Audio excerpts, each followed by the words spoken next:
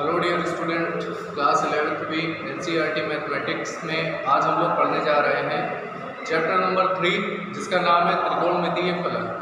तो त्रिकोणमितीय फलन में सबसे पहले हम स्टार्ट करेंगे त्रिकोणमितीय फलन का इंट्रोडक्शन यानी कि परिचय। तो आप सभी लोग ध्यान से देखिएगा, त्रिकोणमितीय फलन में सबसे पहले हम लोग को परिचय पढ़ना है। आप लोग ध्यान से अगर देखते हैं यहाँ पर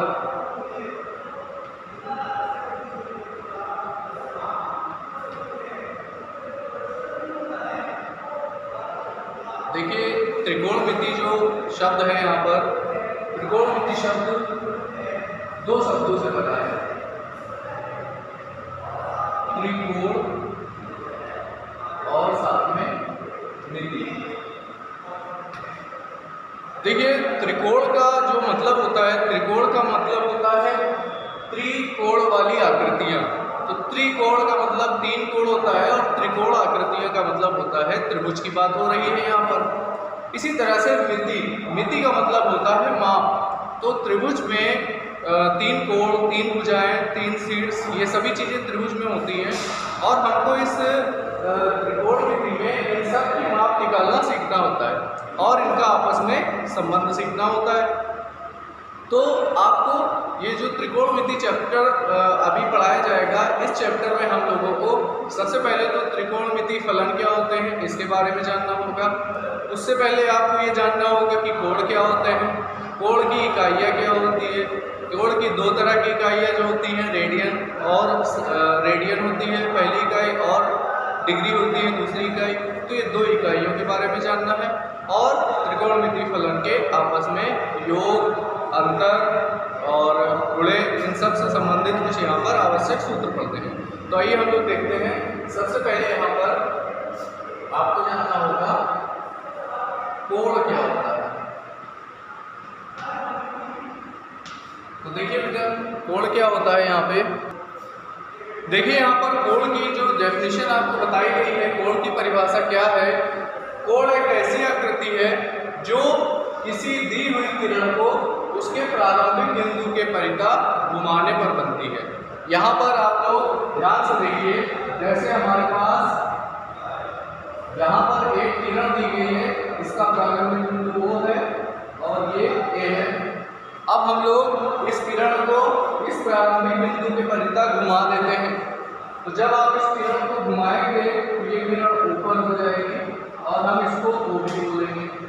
ऐसे में देखिए ये जो यहाँ पर आकृति अब बन रही है, इस आकृति को कोण कहा जाता है और इसे हम किससे दर्शाते हैं, थीटा से दर्शाते हैं। तो यहाँ पर आपको कोण की परिभाषा पता चल गई है। कोण एक ऐसी आकृति है जो किसी दी हुई किरण को उसके प्रारंभिक बिंदु के परितः घुमाने पर बनती है। तो यहाँ पर आप देख सकते हैं कि ये एक OA किरण है, इसको जब इस O के परितः ऐसे घुमाया गया तब हमारे पास कोण की आकृति मिल गई। अब सबसे इम्पोर्टेंट चीज यहाँ पर यह आती है कि कोण की माप कौन कौन सी इकाइयों में की जाती है। तो देखिए कोण की माप मुख्यतः दो इकाइयों में की जाती है।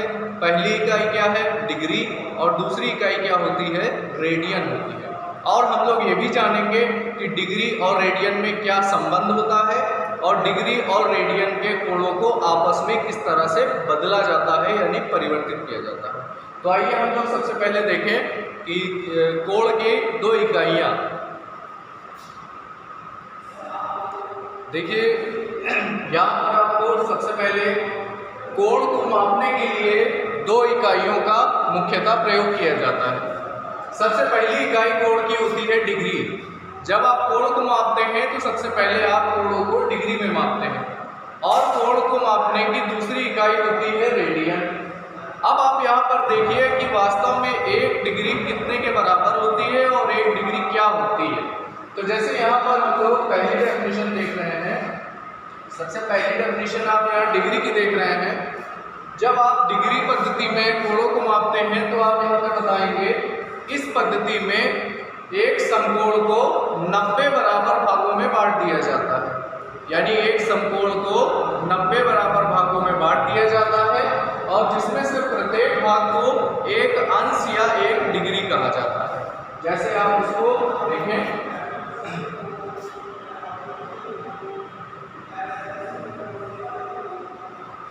जैसे हमने यहाँ पर एक समकोण बनाया है और इस समकोण को यहाँ पर एक समकोण बना है यहाँ पर बिंदु डी पर, और इस समकोण को 90 बराबर भागों में आप बांट दीजिए। यानी आप इस तरह के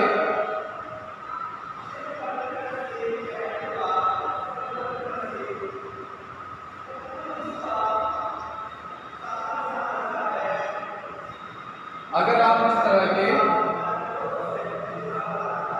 90 बराबर भाग बांट देंगे, इसको 90 भागों में बांट देंगे, तो इनमें से एक भाग क्या होता है, एक डिग्री या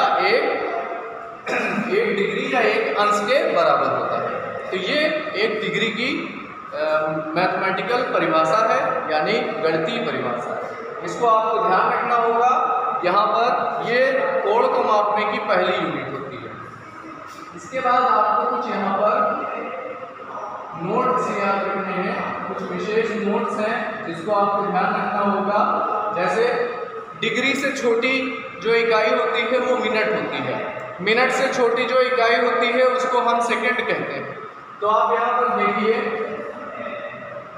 कि डिग्री से छोटी इकाई जो होगी उसे हम मिनट कहेंगे, और मिनट से छोटी इकाई जो होती है उसे हम सेकंड कहते हैं।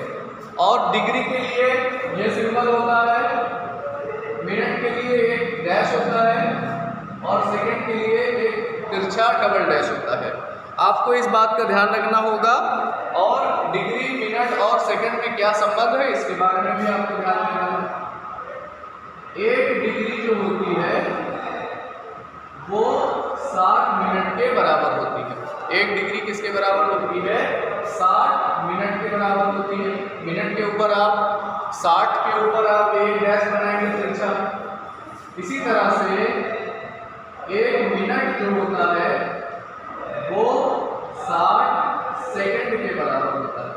तो आपको ये दो बातों का ध्यान रखना होगा। एक मिनट के बराबर होता है 1 डिग्री 60 मिनट के बराबर होती है, और 1 मिनट 60 सेकंड के बराबर होता है। ये दोनों बातों को आपको याद रखना होगा, क्योंकि जब आप कोण से संबंधित सवाल करेंगे तब आपको ये डिग्री को बदलना आना चाहिए और आपको ये याद भी होना चाहिए। अब हम लोग इसकी दूसरी यूनिट पढ़ेंगे जिसका नाम है रेडियन। तो आप सभी लोग ध्यान से देखिएगा कि रेडियन क्या होते हैं। देखिए, कोण की दूसरी इकाई का नाम है रेडियन, और रेडियन की यहाँ पे क्या परिभाषा होती है आप सभी लोग इसको ध्यान से देखिएगा। किसी वृत्त में त्रिज्या के बराबर लंबाई वाले चाप उस वृत्त के केंद्र पर जो कोण अंतरित करता है उसे हम एक रेडियन कहते हैं। यानी अगर कोई वृत्त है जिसकी त्रिज्या उसकी चाप की लंबाई और त्रिज्या दोनों बराबर है, तो ऐसी कंडीशन में चाप केंद्र पर जो कोण अंतरित करता है उसे हम रेडियन कहते हैं। एक रेडियन के बराबर होता है। जैसे आप इससे संबंधित यहाँ पे एक वृत्त आपको दिया गया है और यहाँ पर ये वृत्त का केंद्र है। अब आप ध्यान से देखिए,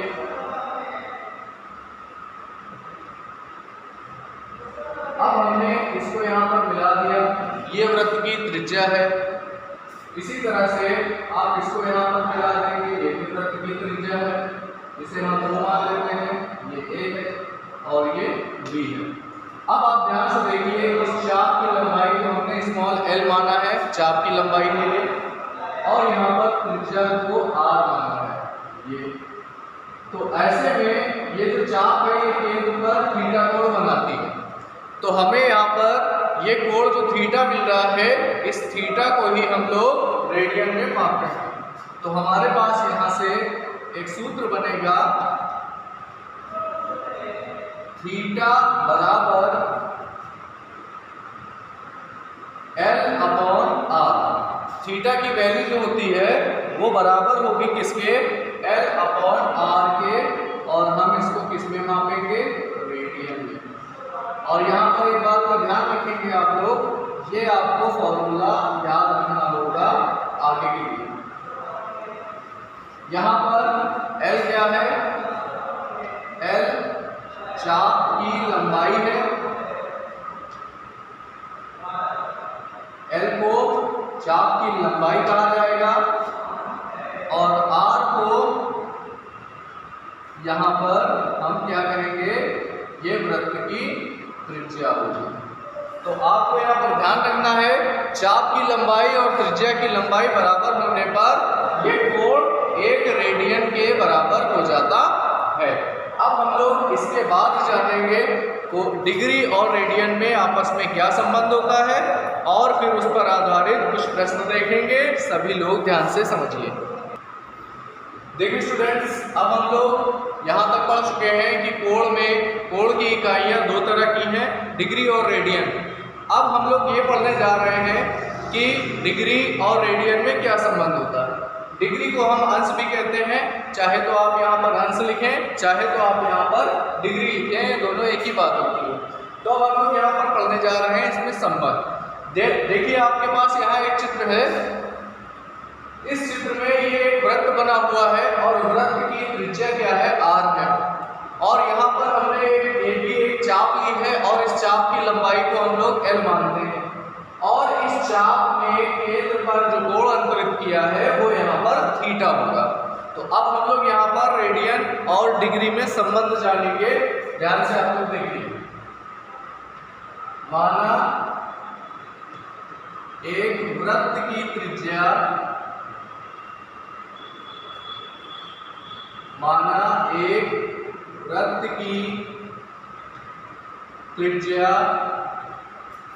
R तथा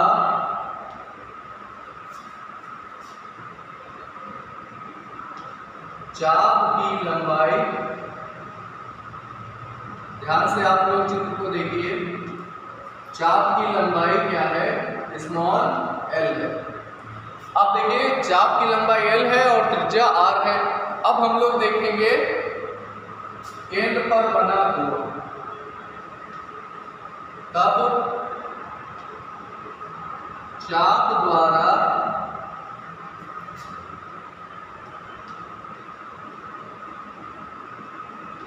केंद्र पर बना कोण, चाप के द्वारा केंद्र पर बना कोण, इसको हम बोलेंगे theta is equal to L/R और ये किसमें होगा? इसका मात्रा क्या होगा? रेडियन होगा। तो हमने यहाँ पर देखा कि थीटा की वैल्यू क्या होगी? L/R के इक्वल होगी और ये रेडियन के इक्वल होगा। अब आप लोग अगर इस चित्र को ध्यान से देखिए और ध्यान से समझने की कोशिश करिए। अगर ये जो B बिंदु होगा, यानी ये जो चाप AB होगी, इस चाप AB को आगे ऐसे बढ़ा दिया जाए, बिंदु B को और आगे बढ़ा दिया जाए और बढ़ाने के बाद पूरा एक राउंड कंप्लीट करके A पर आ जाए, तो ये बिंदु B यहाँ से जब एक राउंड पूरा कंप्लीट करके वापस बिंदु A पर आ जाएगा, तो इस तरह से बिंदु B वापस आकर A पर मिल जाएगा और अब एक चक्कर पूरा हो जाएगा। तो ऐसी कंडीशन में जो L की लंबाई होगी वो B को बढ़ाने पर L की लंबाई बढ़ जाएगी और L जो होगा वो पूरी परिधि के बराबर हो जाएगा। अच्छा, इसके साथ साथ एक बदलाव और भी होगा। ये जो कोण है ये बीटा का मान और बढ़ जाएगा और ये पूरा इस तरह से घूमकर एक चक्कर पूरा कर लेगा।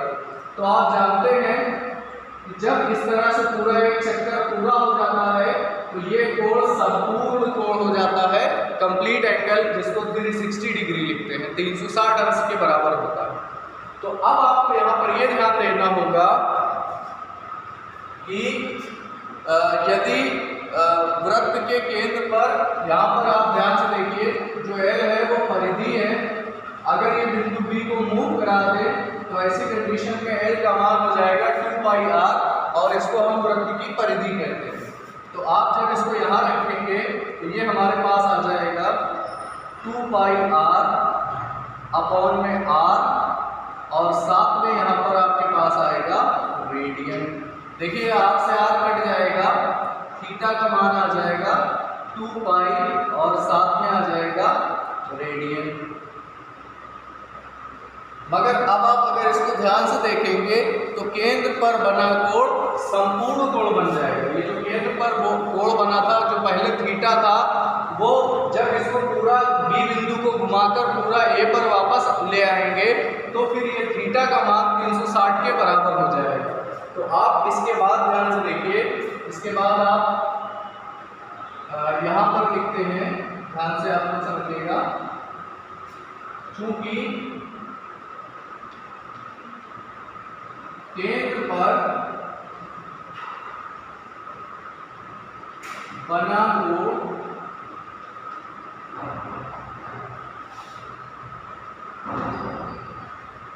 ये केंद्र पर बना कोण क्या होगा, ये संपूर्ण कोण होगा।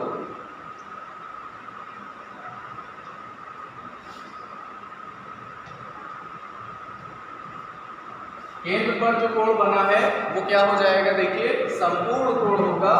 ऐसी कंडीशन में थीटा की जगह पर आपको क्या रखना होगा, 360 रखना होगा, थीटा 360 बन जाएगा।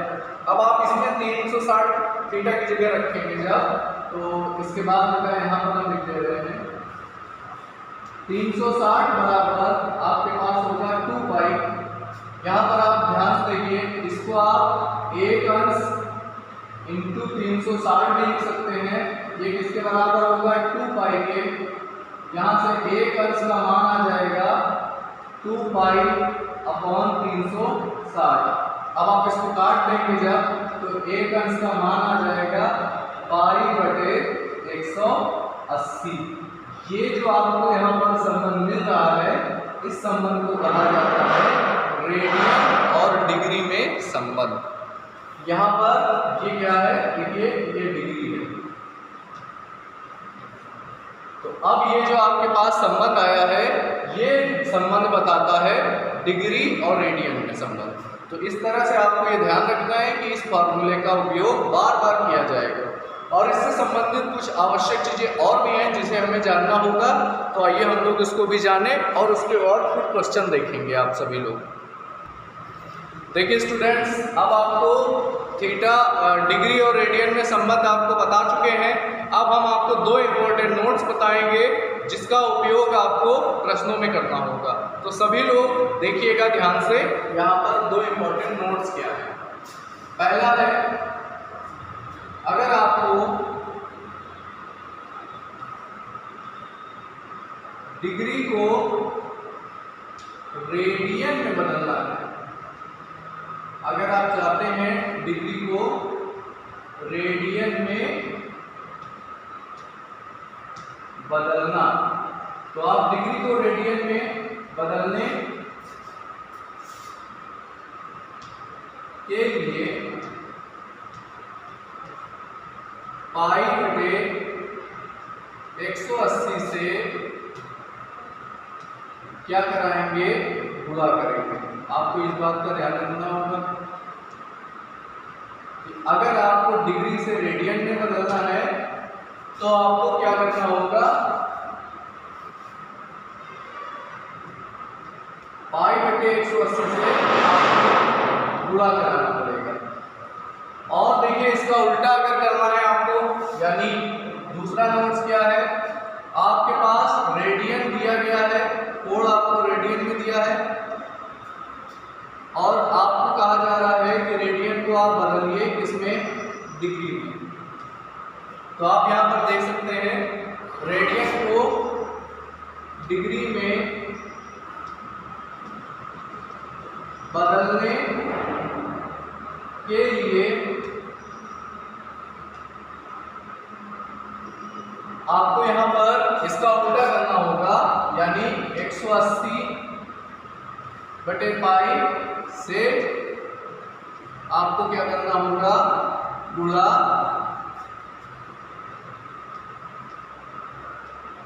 करने पर। ऐसे केस में आपको क्या करना होगा, रेडियन को डिग्री में बदलने के लिए 180 बटे पाई से आपको गुणा करना होगा। तो आपको यहाँ पर ये बहुत ही इंपॉर्टेंट चीज़ बताई गई है, इसे आपको ध्यान रखना है। ये एक नोट्स है और इसी से आपकी एक्सरसाइज के प्रश्न आप इसको कर पाएंगे। तो आइए स्टूडेंट्स हम लोग ध्यान से देखें। अभ्यास 3.1 अभ्यास 3.1 इसके प्रश्न देखेंगे कि इसमें हम लोगों को क्या करना होगा। तो सभी स्टूडेंट्स ध्यान से देखिए। पहला प्रश्न आपको दिया गया है अभ्यास 3.1 का सबसे पहला प्रश्न आपको दिया गया है कि आपको कुछ क्वेश्चन दिया गया है और उसको आपको डिग्री में आपको दिया गया है और आपको उसको रेडियन में बदलना है, यानी डिग्री से आपको रेडियन में बदलना है। प्रश्न नंबर 1 को ध्यान से देखिए और उसका 1 का पहला भाग आपको दिया गया है जो कि 25 अंश के बराबर है और आपसे ये कहा जा रहा है कि इसको आपको रेडियन में परिवर्तित करना है। तो आप लोग ध्यान से देखिए इसे क्या करना होगा। सबसे पहले आपको इसको थीटा के बराबर मानना होगा। तो थीटा का मान यहाँ से हो जाएगा 25 अंश के बराबर। अब हमने आपको क्या कहा है कि अगर आपको डिग्री दिया जाए और आपको रेडियन में बदलना हो तो आपको मल्टीप्लाई करना होता है पाई/180 से। पाई/180 से आपको क्या करना होगा, इस वाले कोण में मल्टीप्लाई करना होगा, गुणा करना होगा। तो आप लोग ध्यान से देखिए 25 गुणे पाई/, आप लोग इसको थोड़ा सा इस तरफ से लिखेंगे। सबसे पहले आपने थीटा को माना है 25 के बराबर। अब आप इसमें पाई/180 से गुणा कर दें तो पाई/180 से आप गुणा करेंगे तो गुणा करते ही अब ये इसमें बदल जाएगा, रेडियन में बदल जाएगा।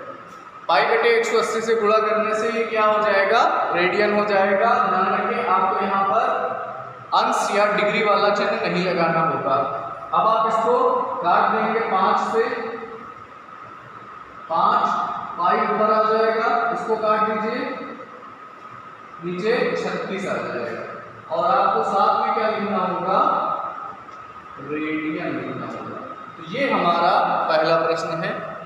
अब आप इसी का दूसरा वाला भाग देखेंगे। दूसरे भाग में आपको क्या करना है, देखिए सभी लोग देखिए यहाँ पर इसका दूसरा भाग आपको हल करना है। सबसे पहले आपको क्या करना होगा, देखिए स्टूडेंट्स, सबसे पहले आप इसको माइनस थीटा को आप लिखेंगे -47 डिग्री 30 अंश। माइनस को आप ऐसे रहने दीजिए और इसको आप लिख दीजिए 47 डिग्री प्लस 30 और देखिए ये मिनट का निशान होता है।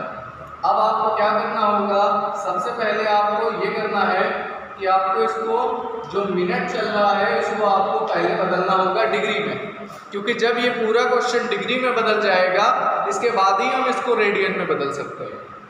और आपको मैंने पहले भी बताया है कि ये डिग्री से छोटी यूनिट होती है मिनट, डिग्री से छोटी इकाई होती है मिनट।